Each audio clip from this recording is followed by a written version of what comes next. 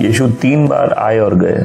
ये जो प्रेयर यीशु कर रहे थे उस रात को, यीशु 3 बार वहां जाते हैं और 3 बार जब वो जितनी बार आते देखते हैं उनके चेले सो रहे थे। और क्या बोले, तुम लोग थोड़ी देर में सब जग नहीं सके, 1 घंटा जग नहीं सके। और इसीलिए नाइट की प्रेयर क्यों इंपॉर्टेंट है, रात की प्रार्थना क्यों इंपॉर्टेंट है, इसको समझना होगा। दिन को रेस्ट करने के लिए जो भी आपको यहाँ सिखा रहा हूँ, पहले मैंने इसको अप्लाई किया है। अगर आपको लाइफ में ब्रेक थ्रू चाहिए तो सबसे पहले एक पागलपन आपके अंदर आना चाहिए।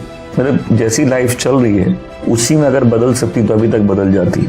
ऐसा नहीं, हमारी लाइफ बहुत बदली है, लोग आशीषित हुए हैं, लाइफ में ट्रांसफॉर्मेशन आए, हार्ट चेंज हुए, बहुत सारी चीजें चेंज हुई है लाइफ की। लोग बोलेंगे ऐसा हुआ है, राइट, बहुत कुछ चेंज हुआ है।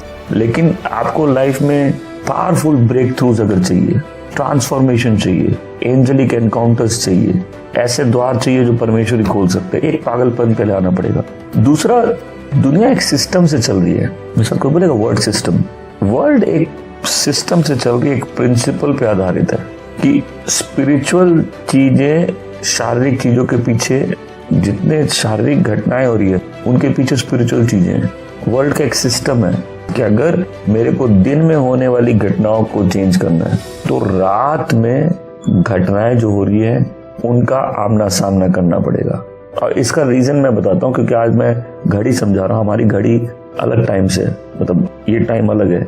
एक तो आप बोलोगे सुबह होती तो सुबह होती, सुबह नहीं होती। क्रिएशन से ऐसी चीज नहीं थी। आइए बाइबल खोलते हैं, मैं 5वीं पंक्ति पढ़ूंगा उत्पत्ति की पहले अध्याय की। परमेश्वर ने उजाले का नाम दिन रखा और अंधियारे का नाम रात रखा। शाम हुई तब सवेरा हुआ, ये पहले दिन था। मैं सब बोलो, शाम हुई तब सवेरा हुआ, ये पहले दिन था। हम लोग क्या बोलते हैं, सुबह हुई और रात हुई, ये दिन कंप्लीट हुआ। समझे कितनी पावरफुल चीज है ये।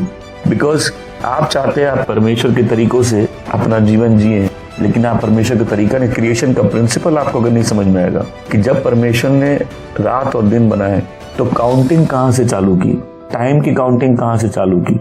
शाम हुई और फिर अगला दिन हुआ, सवेरे हुई, ये पहला दिन था। सो अब क्रिएशन के ऑर्डर से देखते हैं कि इवनिंग से अगला दिन चालू होता है। जैसे परमेश्वर ने पृथ्वी बनाई उसके हिसाब से क्या किया, जब पहला दिन हुआ शाम से वो काउंट हुआ। और इसलिए लोग उठते हैं सवेरे, बोलते हैं हाँ आज का दिन बहुत अच्छा है। नहीं, आज के दिन क्या होगा, शाम को, पिछली शाम को और रात को सब तय हो चुका है। इसीलिए जब लाइफ में ऐसा सीजन क्रिएट करना है जहाँ चेंजेस आए, उसके लिए दिन के उस ऑर्डर में जाना चलेगा जहाँ रोशनी का टाइम फाइनलाइज होता है, जहाँ भाग्य सेटल होते हैं। मैं फिर से बोलता हूँ, अगर दिन में होने वाली घटनाओं से आप परेशान हैं तो उसमें हेर फेर रात को कुछ घटनाओं से होंगे। हमें क्यों नाइट का टाइम, बिकॉज क्रिएशन से इवनिंग से काउंट होता है। तो जो अंधकार की शक्तियां है वो जानती है, प्रिंसिपल से हम लोग चलेंगे। सिर्फ कुछ पंक्तियां याद दिलाऊंगा। आदमी जब सोया उसका दुश्मन आया। रात की प्रेयर की क्या बात है, एडवांटेज क्या है कि जैसे 12 बजे मेरा एक बिगुल बज गया कि वो प्रेयर करनी है। फिर वो प्रेयर 3 बजे तक, 4 बजे तक, 6 बजे तक। लॉकडाउन में वो प्रेयर रात से सवेरे 8, 9, 10, 11 बजे तक चली है। सीजन है। अब मैंने लॉकडाउन में पहले ही बोल दिया ये हमारा सीजन है, ये मेरी प्रिपरेशन का सीजन है, ना कहीं आना ना कहीं जाना।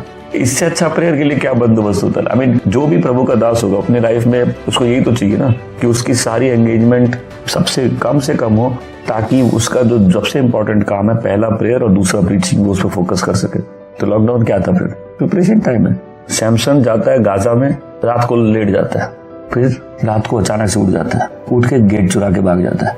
तो तुमको भी क्या करना है, एक्टिविटीज सबसे मिनिमम रखनी है, ताकि जब प्रेयर का टाइम है तुम में स्ट्रेंथ रहे। मान के आप दुनिया के सबसे व्यस्त व्यक्ति है, एक दिन ऐसा आएगा गले में पैसे होंगे लेकिन पैसों पे ध्यान नहीं होगा। एक दिन ऐसा आता है अच्छा खाना सामने होता है, भूख नहीं होती है। हम लोग मॉडर्न वर्ल्ड में स्लेव्स हैं, काम के स्लेव्स हैं, रूटीन के स्लेव्स हैं, 9 to 5 के स्लेव्स हैं, लेकिन अपनी लाइफ में कोई भी स्पेशल सीजन है। अब बताओ जिनकी शादी है इनको कोई रूटीन से मतलब होगा? शादी के 1 हफ्ता 2 हफ्ता पहले तक और 2 हफ्ते बाद तक कोई मतलब होगा? भले ही ये कॉर्पोरेट में काम करते हो, इनको मालूम है ये एक सीजन है, ये तो दोबारा नहीं आएगा, ये मौसम तो दोबारा नहीं आएगा। तो जब हम मौसम के लिए तैयार नहीं है, मतलब जिस मौसम में परमेश्वर ने संभावनाएं कुछ बनाई थी उसमें ह्यूमन एक्शंस बहुत इंपॉर्टेंट होते हैं। ये तो प्रभु बोलते हैं ना, तू मेरे लिए एक वेदी बनाना।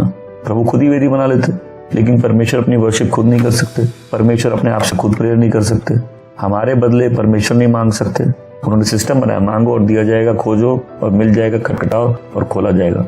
आमीन। तो जब लाइफ में चेंजेस चाहिए और हम ना स्पिरिचुअल क्लाइमेट को समझ रहे हैं, ना हम सीजन समझ रहे हैं, ना हम अपने स्तर में बदलाव ला रहे हैं, तो लाइफ चेंज नहीं होगी।